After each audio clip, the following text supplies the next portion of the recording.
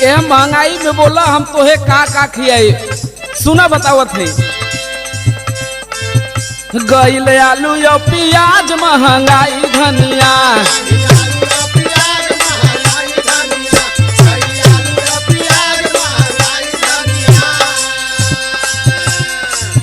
गईल आलू यो प्याज महंगाई धनिया बोल नून रोटी कैसे खवाई धनिया।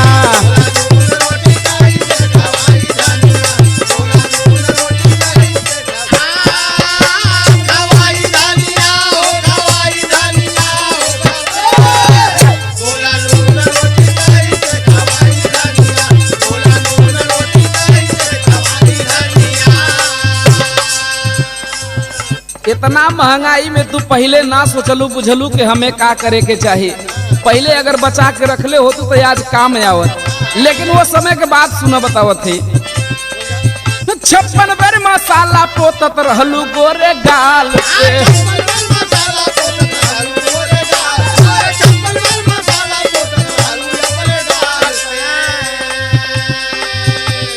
बिजुली गिरावत रहलू लाली ओठ लाल पे।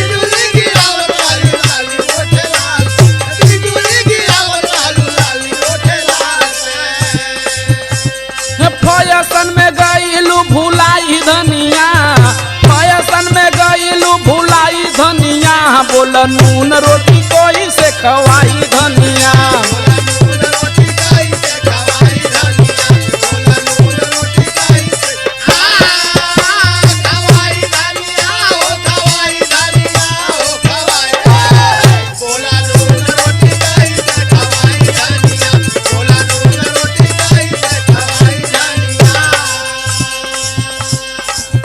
उस समय तो कुछ ध्यान ना देलू, लेकिन आज कुला पता चलता। सुना बतावत है रोज रोज बढ़े देशवा में महंगाई,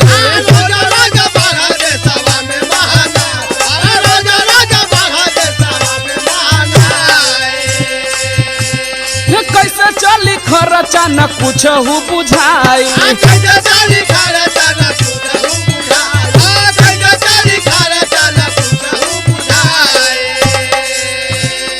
कहे पंचदेव समझाई धनिया, कहे पंचदेव समझाई धनिया बोल नून रोटी कैसे खवाई।